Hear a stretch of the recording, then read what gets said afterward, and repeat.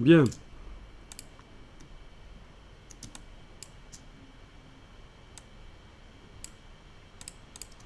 Alors la suite, regardez. Je vais dupliquer. Avec la touche Alt, je déplace la flèche noire. Le fond ici, je l'active pendant que l'objet dupliqué est activé. Et je vais aller voir d'autres palettes de motifs pour faire des tests. Donc, je vais voyager sur les suivantes.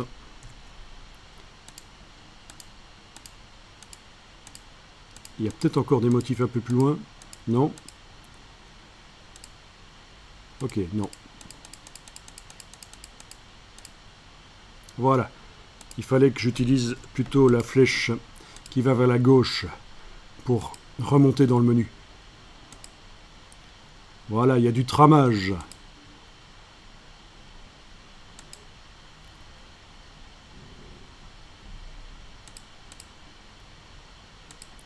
Essayons un peu avec ces textures. Qu'est-ce qui pourrait peut-être être sympathique? Des petits points.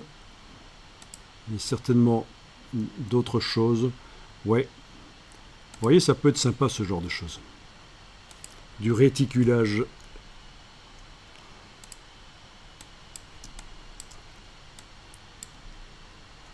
Le réticulage, c'est pas un truc obscène. C'est...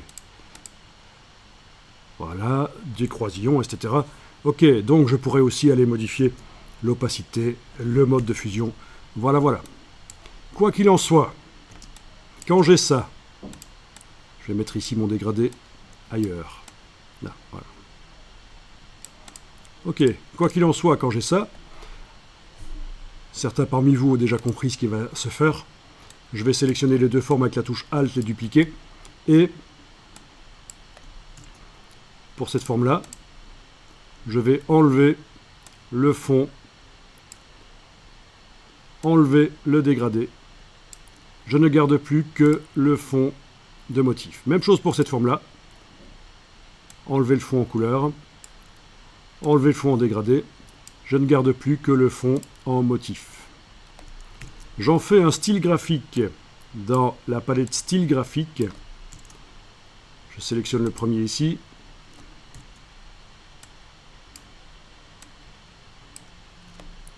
Il est sélectionné.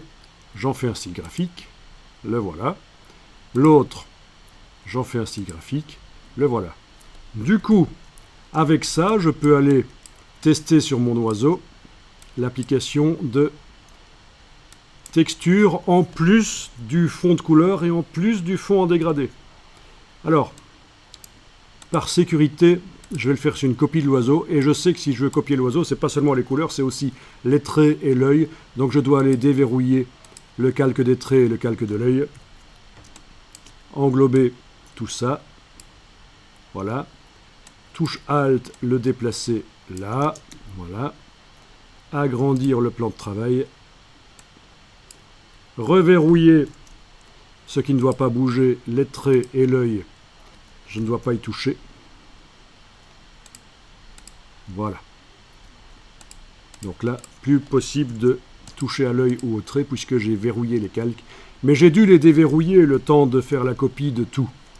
Donc, si je clique sur une forme, voire même sur deux, il n'est pas interdit de mettre sur deux formes en même temps, voire même sur toutes, mais voilà, je vais essayer sur ces deux-là.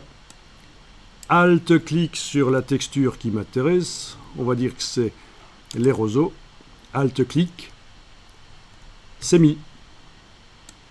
Dans la palette aspect, je retrouve, je viens d'ajouter ce fond que je dois mettre au-dessus du fond. Il ne veut pas parce qu'il y a deux formes activées, c'est sympa. J'en active qu'une seule. Je retrouve ce fond que je mets au-dessus. Voilà. Et voilà. Alors, il me le met flou. On va voir pourquoi. Ah oui, forcément. C'est parce qu'il y a un flou sur toute la forme. Ok. Donc ce fond, je le mets au-dessus. Voilà. Bon, là, j'ai juste un problème, c'est que le flou se met sur toute la forme, le flou ici. Voilà, si on l'enlève, si on enlève l'œil, on voit qu'il ne se met pas sur toute la forme. Voilà. Donc si on veut absolument du flou sur le bord, il va falloir ruser. Il y a d'autres techniques dans Illustrator, mais on ne va pas les voir ici. Je pourrais aussi dire que le flou ne va que sur le fond en couleur. Je le dépose là-dedans, je l'affiche. Voilà, il n'est que sur le... Mais c'est pas génial. Donc la notion de flou ici, je vais enlever carrément le flou. C'est un peu incompatible avec l'ajout de motifs. Voilà, donc je peux éventuellement même... Et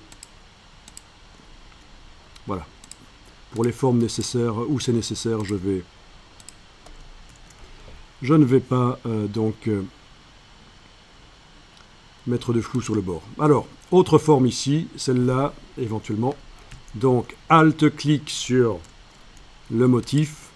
Dans la palette aspect, je vois qu'il a été ajouté. Je le mets au-dessus. Le voilà. Là aussi, j'enlève le flou gaussien si ça m'ennuie que le motif devienne flou. C'est pas génial ça? Alt-clic. Oui, parce que si je clique simplement, ça remplace tout. Mais non, je veux garder les fonds qui étaient déjà là. Ok, enlever le flou gaussien. Ok, on le voit, ça marche. Bon, c'est un peu n'importe quoi les roseaux, mais bon. Avec le double clic sur l'outil de mise à échelle, décocher transformation d'objet, je vais pouvoir redimensionner éventuellement les roseaux. Station 20, touche tabulation. Voilà, oui, ça donne ça. Ok. Waouh. Donc les roseaux en tout petit. Ça fait un peu une texture de plume. Bon, c'est de l'illustration. Après, vous faites comme vous voulez.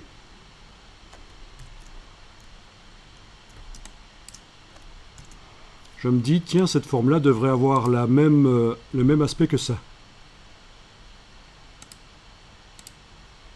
Bon, ben je sélectionne ça. Style graphique, clic, le voilà. Je sélectionne la forme là. Clic. Et voilà.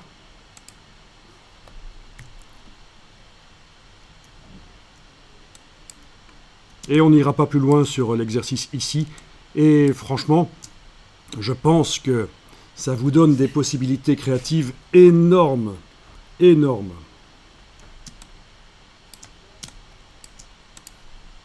Et ce qui est bien, c'est que si vous avez des connaissances en dessin, si vous avez de la culture graphique, vous avez visité des musées, vous avez écouté des conférences, regardé des conférences, vous êtes allé à l'école, tout ça, ça vous sert. Tout ça va vous servir pour faire des choix rapidement. Vous savez que le graphisme, c'est un métier qui se vit à fond. C'est-à-dire que c'est pas le genre de choses normalement qu'on fait. Alt-clic ici. C'est pas normalement le genre de choses qu'on fait de 9h du matin à 16h. En réalité, c'est un état d'esprit. Et quand vous êtes en dehors du boulot, vous pensez graphisme, vous observez tout ce qui est autour de vous, les couleurs, les formes. Voilà, c'est quelque chose qui se vit quand même à fond, en principe.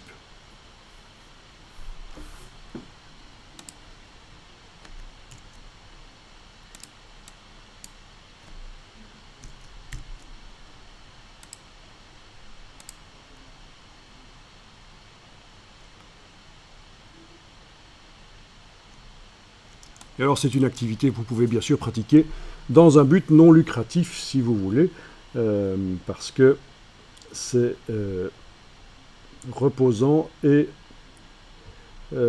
ça construit l'individu. Oui. Avez-vous des questions, des remarques, des interrogations ?